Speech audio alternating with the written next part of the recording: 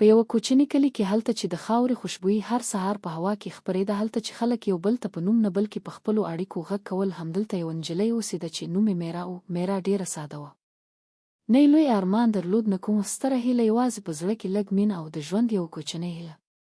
خو د هغې ژوند دومره اسانه نه و.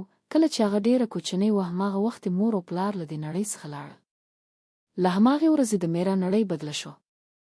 هغه د خپل تر او ترور کور ته لاړه، هلته چې هغې ته مینه نه بلکې یوازې د بار په سترګه کل کېده. میرا به هر سهار د لمر له راختو مخکې پاڅېده. یخني وي که ګرمي، هغې ته هیڅ توپیر نه درلود، ځکه چې هغې د تم کېدو هیڅ انتخاب نه درلود. هغه به اوبه راوړلې، اور به یې بلولو، خواړه به یې پخول او بیا به کروندو ته د کار لپاره تله. ټوله ورځ به کار او شپه به یې د تانو سره تېره شو. ته زموږ پر اوږو بار یې. ستا له امله زموږ کور خراب شوی دی. ولې ته له خپلو مور او پلار سره نه مړېدې؟ دا خبرې به هره ورځ د هغې زړه لږ لږ ماتاوه. خو میرا چوپه پاتې کېده. هغې هېڅکله ځواب نه ورکاوه، ځکه چې هغې زده کړي وو چې ځینې دردونه په ویلو نه بلکې په زغملو تېرېږي. وخت تېر شو. میرا اوس لویه شوې وه، خو د هغې په ژوند کې هېڅ بدلون نه و راغلی. د کلي خلکو هم اوس هغې ته په عجیبه نظر کتل. هیچا ورسره خبرې نه کولې، هیچا نه غوښتل د هغې تر څنګ کښېني، لکه چې هغه انسان نه وي بلکې یوه سیوری وي، داسې سیوری چې هر څوک یې ویني خو د هیچا نه وي. یوه ورځ هر څه بدل شول. تره یې په غصه کور ته راغی. د هغه په سترګو کې کار او په خبرو کې زهر. هغه میرا ته وکتل او په چیغو یې ویل: بس دی نور، له دې کوره وځه. موږ نور ستا بار نه شو وړلی. میرا د څو شېبو لپاره لکه کنګل شو. هغې فکر وکړ شاید دا ټوکه وي، خو دا ټوکه نه وه، دا د هغې د ژوند تر ټولو تریخ حقیقت و. د هغې سره نه ځای و نه څوک خپل. خو بیا هم هغې چوپ پاتې شوه، ورو پورته شوه او له کوره وته. نه هغې څه وویل نه چا یې مخه ونیوله. په هغه ورځ میرا رښتیا یوازې شوه. ماښام کېده. په اسمان کې تورې وریځې خپرې شوې وې. باد تیز شو، بیا باران پیل شو. میرا روانه او روانه وه، تر دې چې له کلي ډېر لرې ولاړه. د هغې کالي لوند شوي وو، قدمونه یې درانه شوي وو، خو د تم کېدو لپاره یې هېڅ ځای نه درلود. بالاخره هغه د یوه زاړه ونې لاندې کښېناسته. د باران څاڅکي په مخ لوېدل او اوښکې په هغو څاڅکو کې ورکېدې.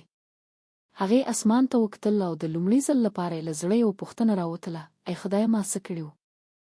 هماغه وخت ناڅاپه هغې یو غږ واورېد، د ژړا غږ، د یو کوچني ماشوم غږ. میرا حیرانه شوه. هغې شاوخوا وکتل او د غږ په لور روانه شوه. د بوټو تر څنګ یو کوچنی ماشوم پروت و، بشپړ یوازې لوند، له یخنۍ لړزېده. د هغه په سترګو کې ویره او پر مخ یې درد. د میرا زړه په هماغه شېبه نرم شو. هغه خپله هم بېوسه وه، خو د هغه ماشوم په لیدو یې خپل درد هېر کړ. هغې سمدستي ماشوم پورته کړ او خپل سینه ته یې ټینګ ونیو. په هغه شېبه د میرا پر مخ د لومړي ځل لپاره یوه وړه موسکا راغله. هغې ور وویل: اوس ته یوازې نه یې. میرا د هغه ماشوم نوم آشو کېښود. له هماغې ورځې وروسته د میرا ژوند بدل شو. اوس هغه یوازې نه وه. اوس د ژوند کولو یوه وجه ورسره وه. هغه به خپله وږې پاتې کېده، خو آشو به یې هېڅکله وږې نه پرېښود. هغه به خپله لمده کېده، خو آشو به یې تل وچ ساته. ورو هغې د ځنګله تر څنګ یوه کوچنۍ کټۍ جوړه کړه. لرګي به یې راټولول، خرڅول به یې، او له همدې لارې به یې دواړو ژوند چلاوه.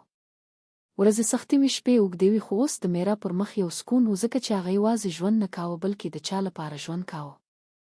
آشو ورو ورو لوی شو. د هغه خندا، د هغه خبرې د میرا هر درد ختمول.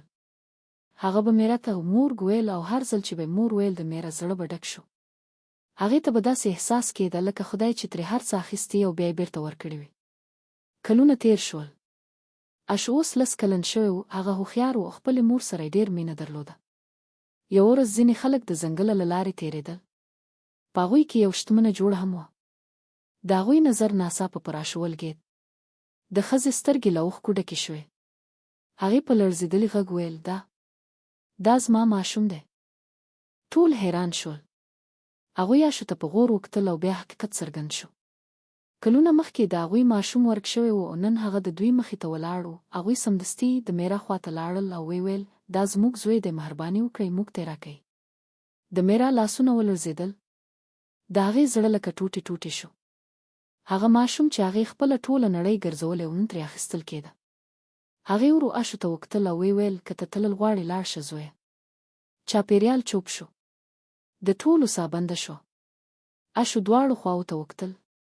یوه خوا هغه خلک وو چې هغه یې زېږولی و، بله خوا هغه وه چې ژوند یې ور زده کړی و. څو شېبې لکه کلونه تېرې شوې.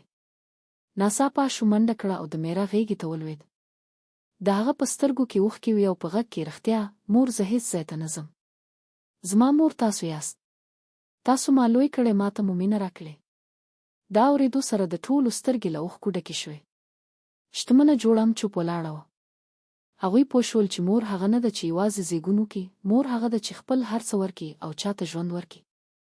هغوی د میرا خواته راغلل او په درناوي ویل: مهرباني وکړئ، موږ وبخئ.